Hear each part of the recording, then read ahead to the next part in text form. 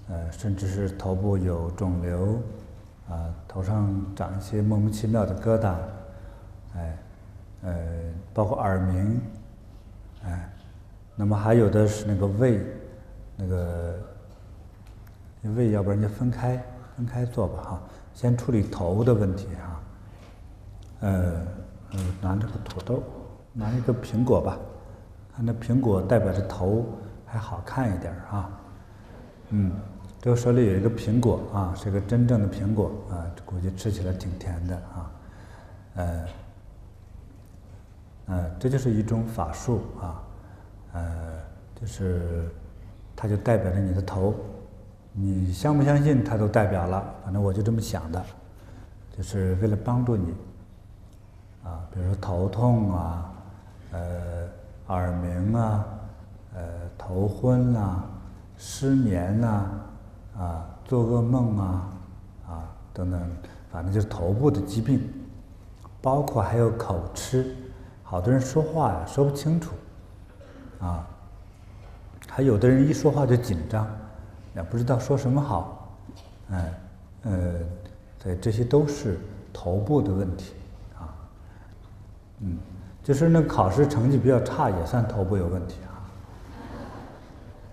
真的有的就是同样在这读书，那有些学生呢就自然都记住了，有些学生记不住，那他这个差别是什么呢？就是那个大脑的差别啊，除了说用不用心是一个问题，大脑上会有差别的，好，我们希望你变聪明一些啊，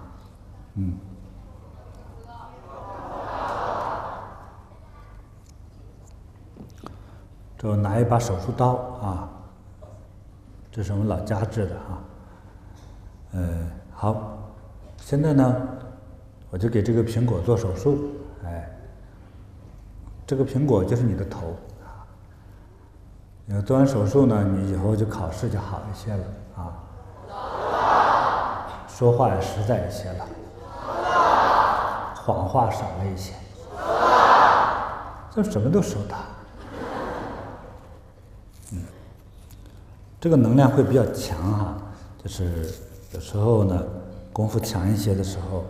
有的时候我们在看的人，包括它变成电影之后，你在看的时候，有些人就是有头部问题的人就会强烈的反应，有的有，这是很正常的，不用怕。好，很巧合，这个苹果里面呢还是有点坏啊。你看这个里面呢是个深色的啊，就是说代表你的头里面这有点疾病的人啊，这就代表你疾病啊。这就是大家的愿望啊，说明很多人这个头部有问题。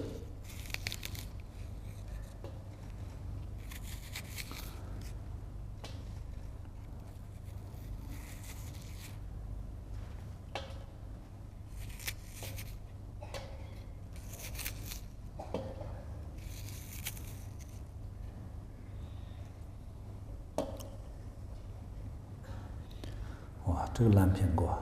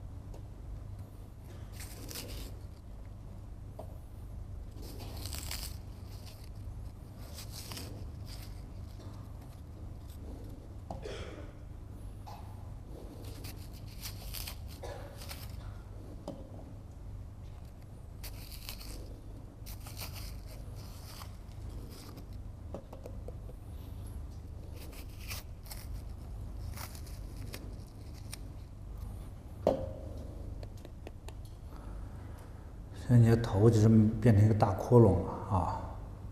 可怕吧？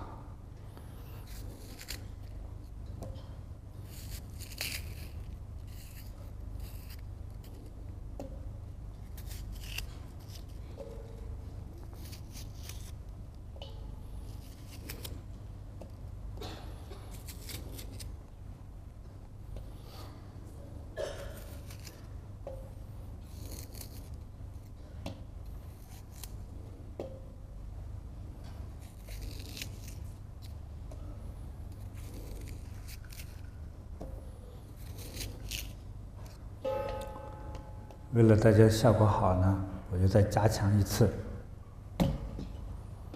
再拿一个苹果。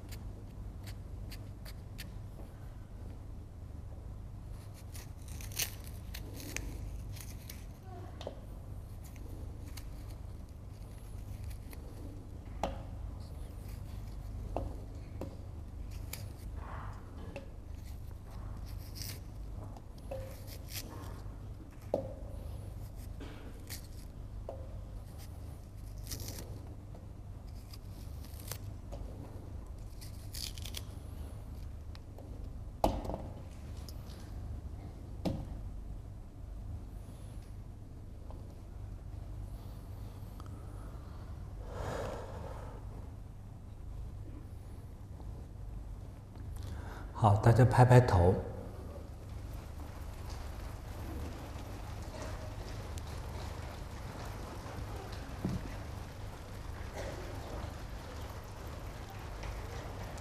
好，用手指梳一梳头，用手指梳一梳头啊，如果方便的话。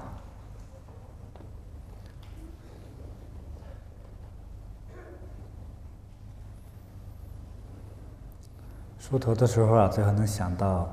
自己聪明、智慧、健康啊。是你这么想就行了。好，拍拍胸口。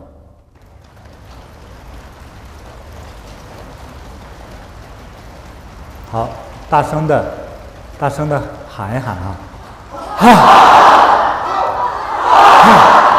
再来。哦，好。好，用力张张嘴。注意下巴壳别掉了。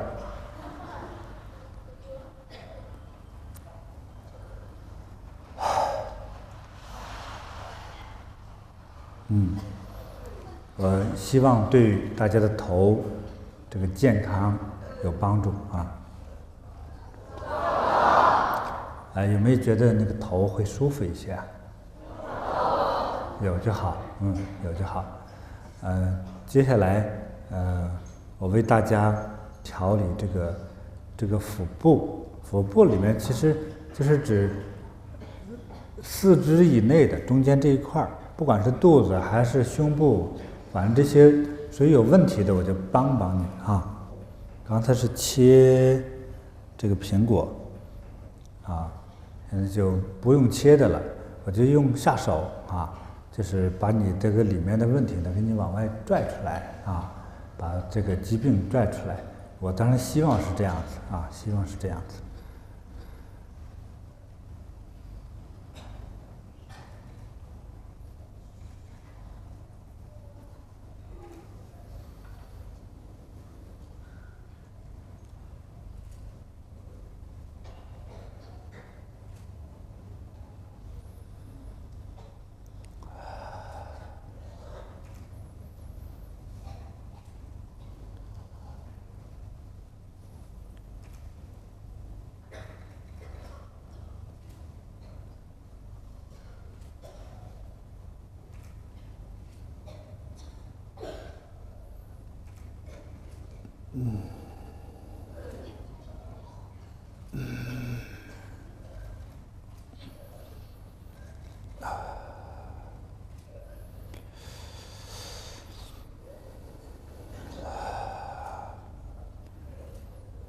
一切疾病都出来，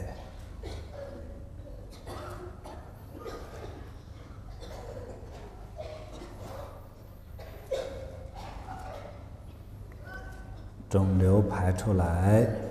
变成气出来了。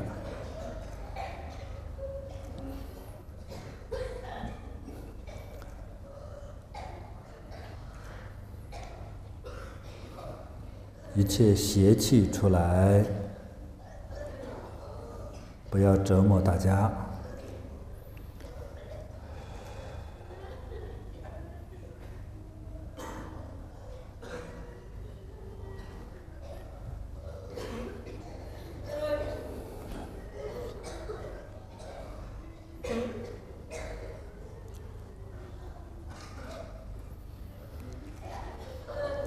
众天神护法，请帮我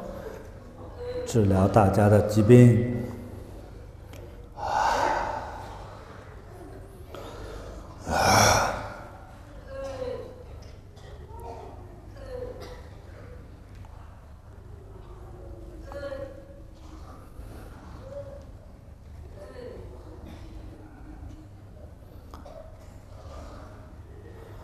一切疼痛消失，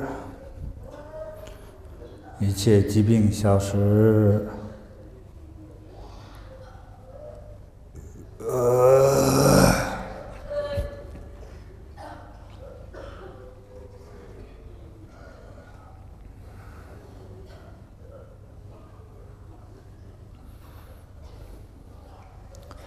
一切邪气跑出来。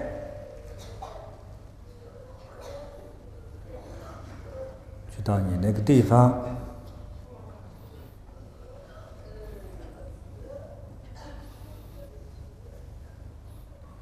不要折磨我的同修。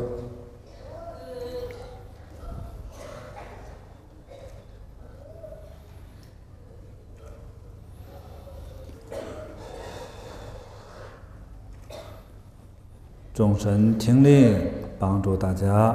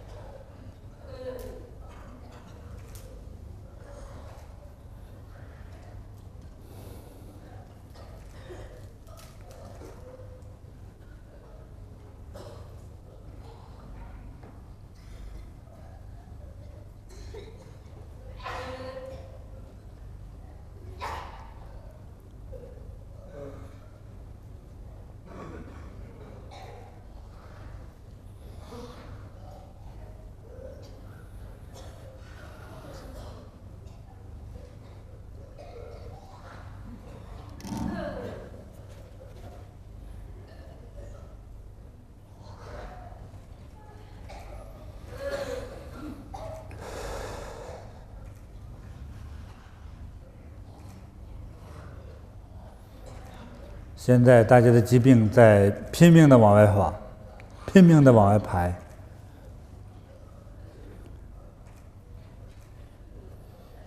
有些人是能感觉到的啊，疾病在往外排出来。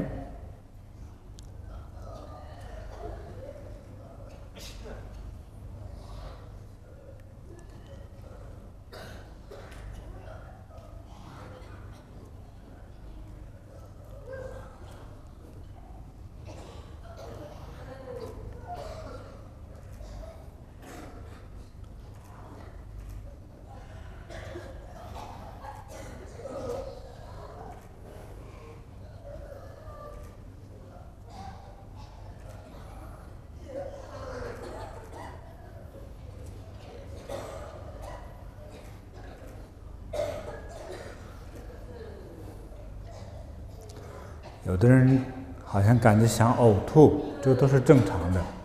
疾病在往外排啊。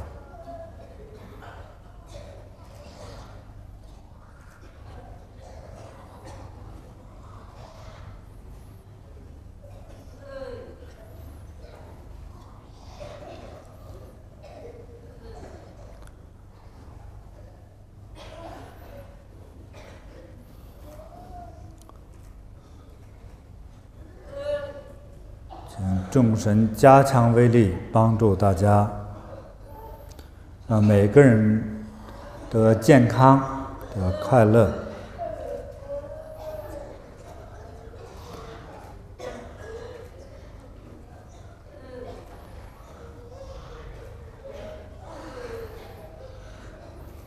再加强一些，再加强一些，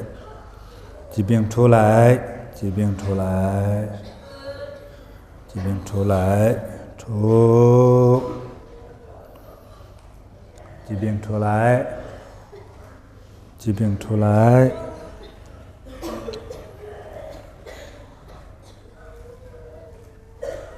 你会感觉你的肚子被掏空了啊！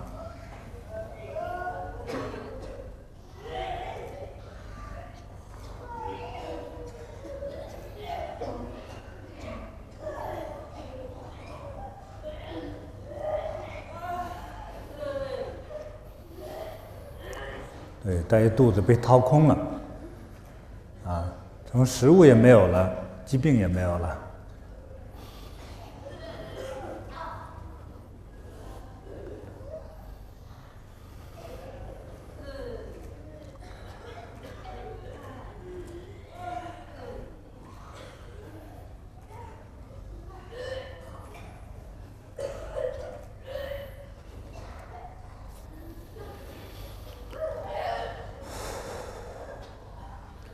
好，大家拍打身体，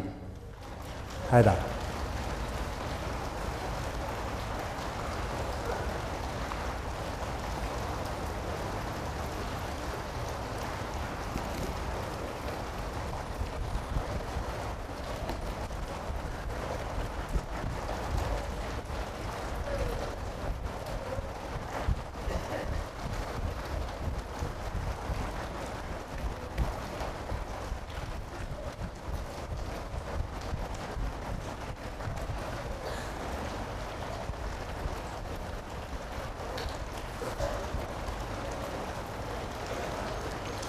好，一切疾病消失。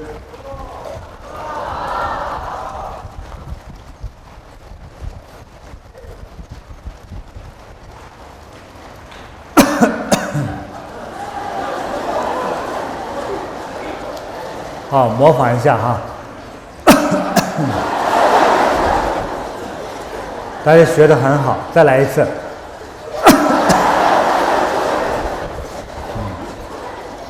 好，晃晃脖子，晃晃腰。有人说小孩没腰，我看我们小孩一样活动不腰啊。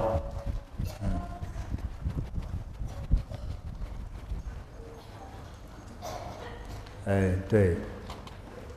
有些人呢就觉得肚子被掏空了啊，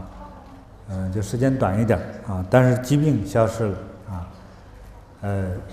看刚才坐在那儿腰酸背痛。现在有些人那个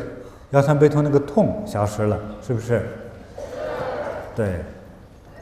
好，真是有可能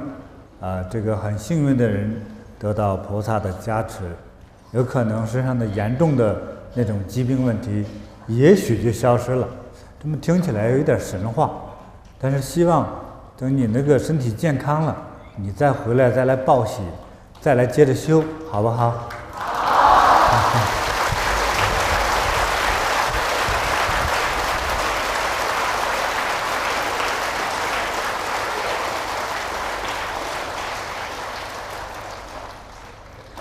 因为这个地毯这么干净啊，这是我们租来的，也怕大家弄得吐的一地啊，大家没法坐了，满屋都是臭气也是，如果在更方便的地方的话，就会让很多内在有疾病的人会当场吐啊，吐的一地啊。我想想半天还是算了，我不要吐了啊，因为吐的话那个臭味太大了。就是这样能排病就好了啊！所以我现在就讪讪的，也希望你的那个那些病气啊都能就消失了哈。我把扇子的风呢扇给你哈，你试试看能不能收得到哈。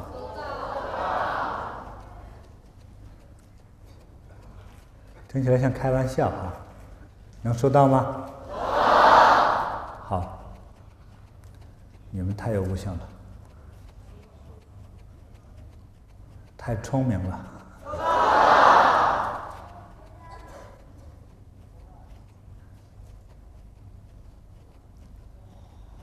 有时候呢，在帮大家的时候，就是借佛菩萨的神通力，真的像变魔术，就这么简简单单，那个疾病真的能好吗？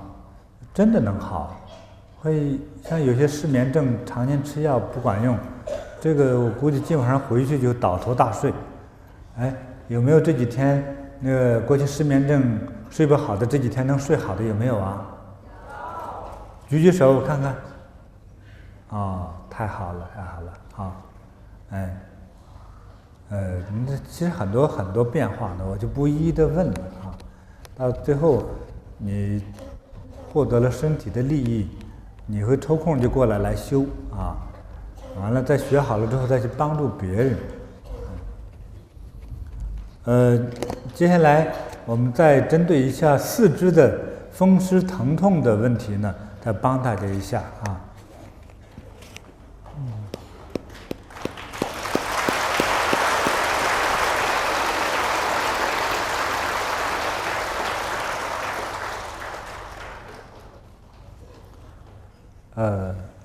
好，拿一卷纸来吧，拿一卷纸来。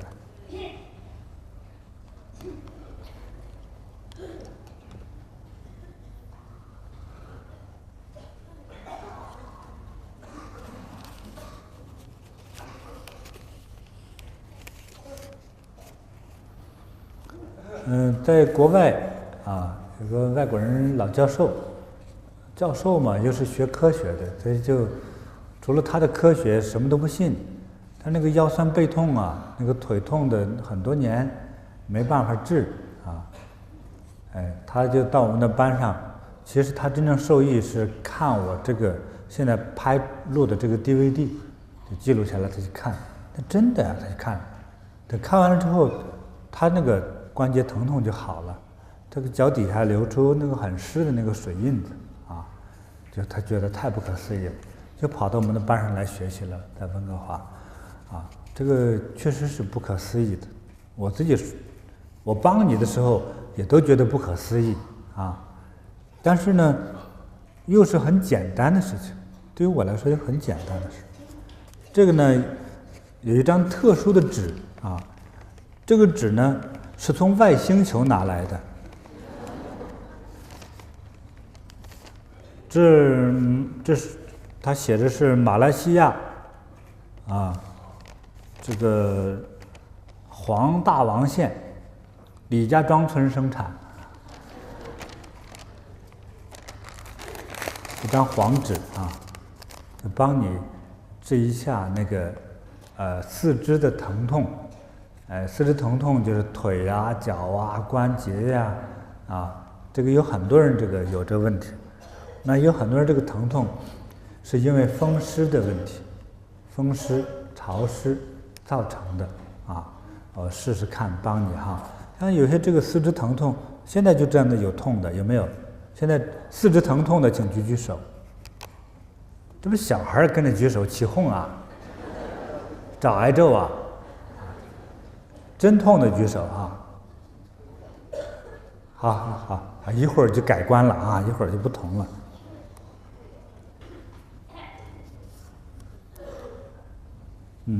就这卷纸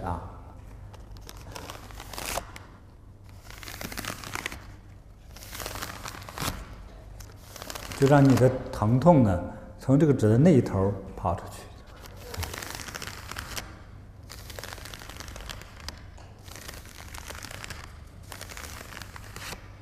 找的这么好纸，吱啦啦的，真难听。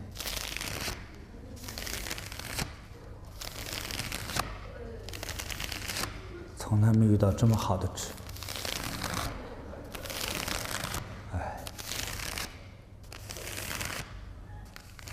帮倒忙，一般过去用报纸的。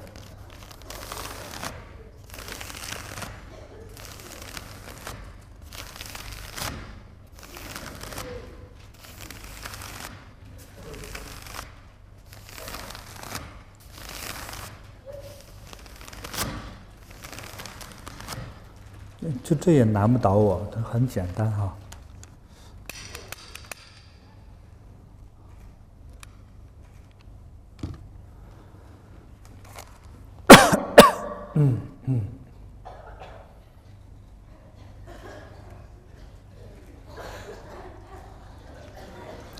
这个时候不用模仿了，好不好？这你的悟性也太超前了吧？人家是真咳嗽，这小朋友真是有意思。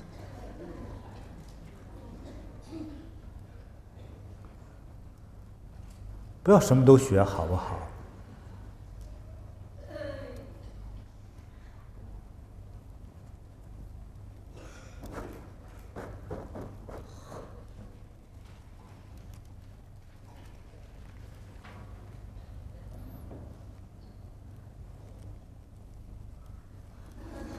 这里没有烟雾报警系统吧？这里火山爆发了。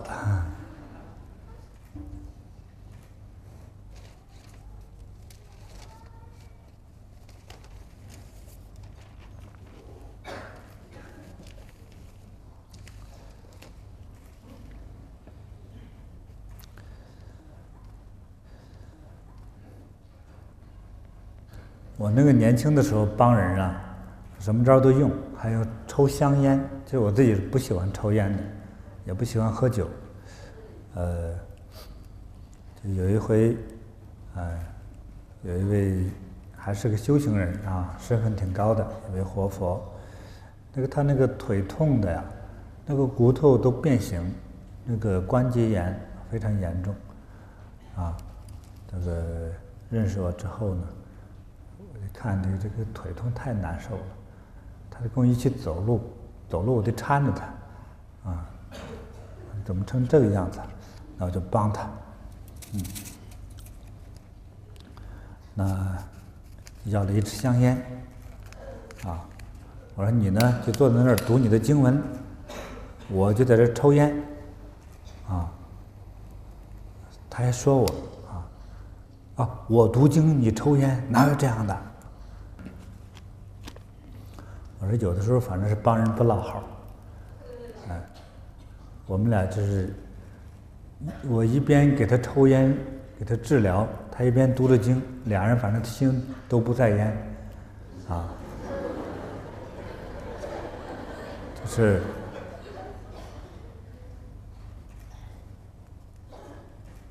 就是最后的结果呢都是特别好啊。那么他那个腿呢，他两条腿都是痛的，啊，我就让他一条腿不痛了。他第二天呢给我买了一条烟来，他说你抽吧，我不抽了。啊，我说如果我修的不好，我抽烟之后你腿痛好了，我腿痛治不好了啊。这幸亏我是比较狡猾啊，所以他能让你不痛了，我也不会痛。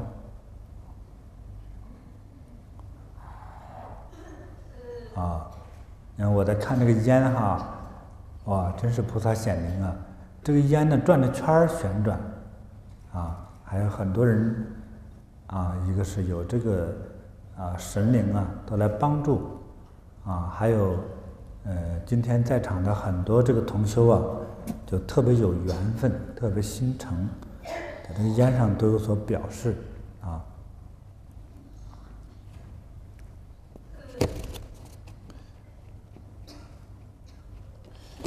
咱们接着烧啊！我小时候就喜欢烧窑啊。在座的谁烧过窑？没有哈？你们烧窑烧什么窑啊？烧砖窑吗？那是真的，我说的是假的。我说的是这个烧窑啊，就烧那个土豆，烧土豆能自己烧着吃，在那个田野里头。谁烧过？好，大家都是同修啊。对，我就看见，我就特别喜欢烧土豆的人，知道吧？而且特别喜欢刚吃完了烧土豆的人，吃的满脸像熊猫一样，就是，就特别好玩。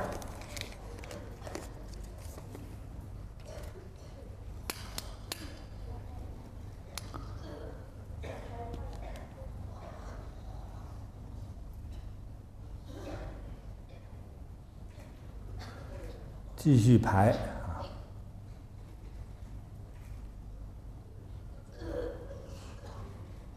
这时候有的人就想，那我别的病一块儿排吧，就这么想，所以这个烟雾变得非常的浓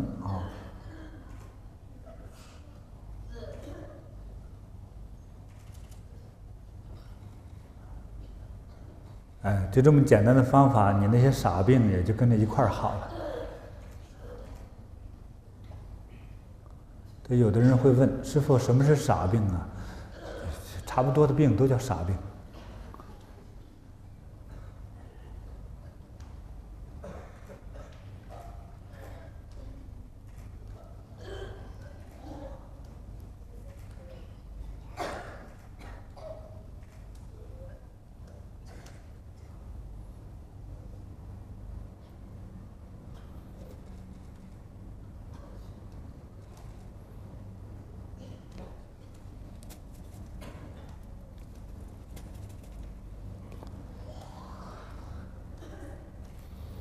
这个不会有那个烟雾感应系统吧？一会儿洒开水就麻烦了，真的是。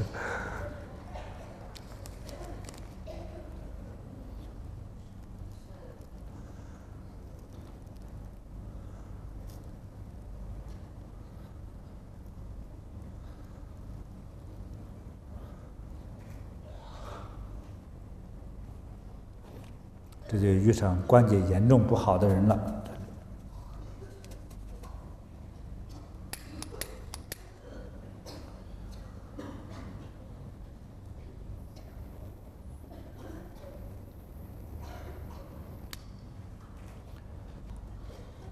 没关系，我就烧啊烧，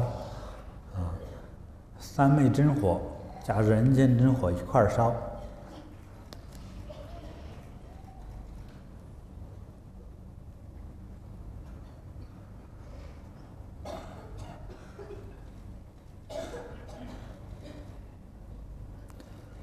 对你身体上的那个湿气呀，就开始往外排顺这个烟就排出来了。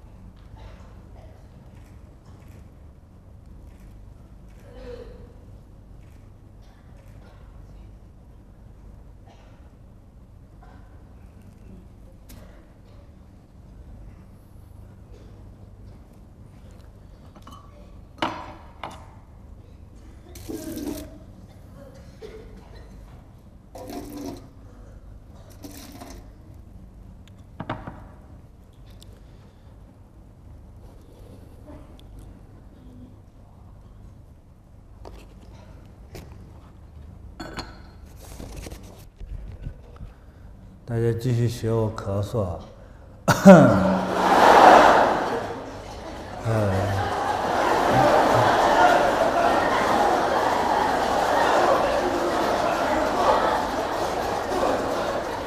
好，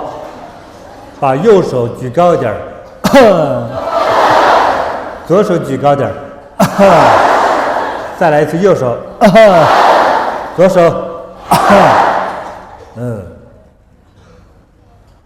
晃晃脖子，晃晃腰，伸伸胳膊，伸伸腿，感觉一下，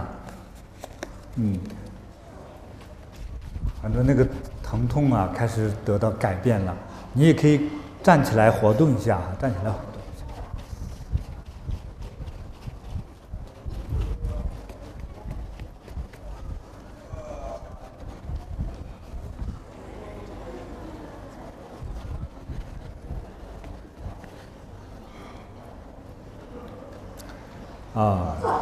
适当的跳一跳哈。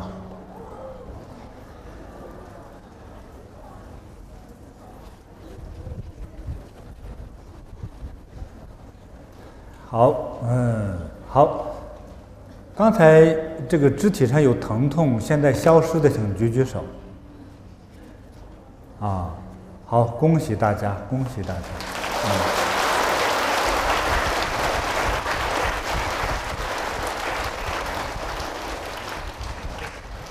还有一些那种疾病的问题啊，是我没有说到的，但是可能呢，也在那个疾病会变得在康复中，或者变轻了，或者是消失了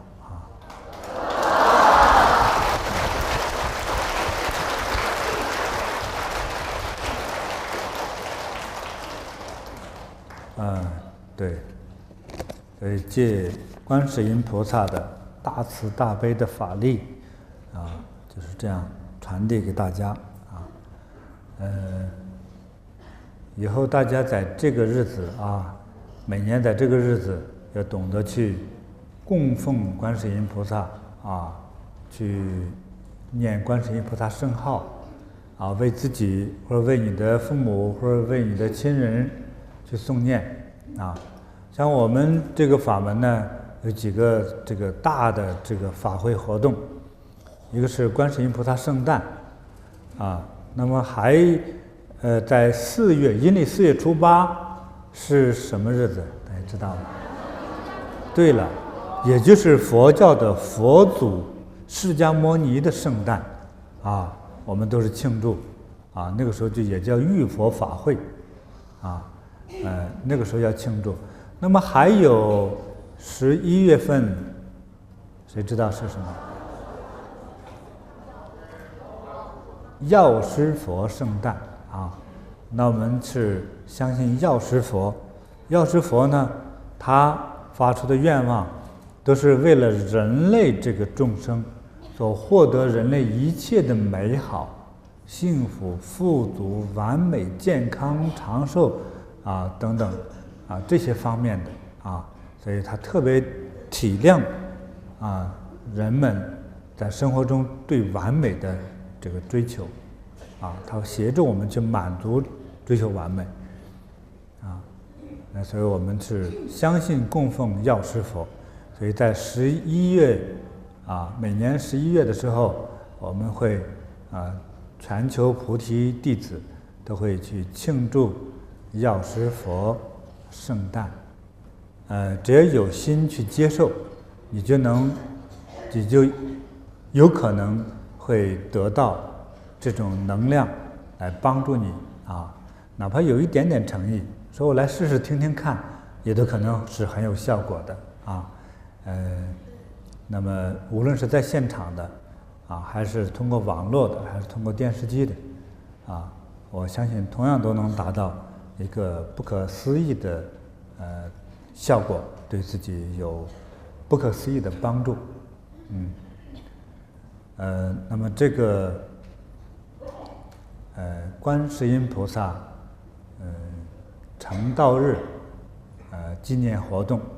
就到此圆满，谢谢大家。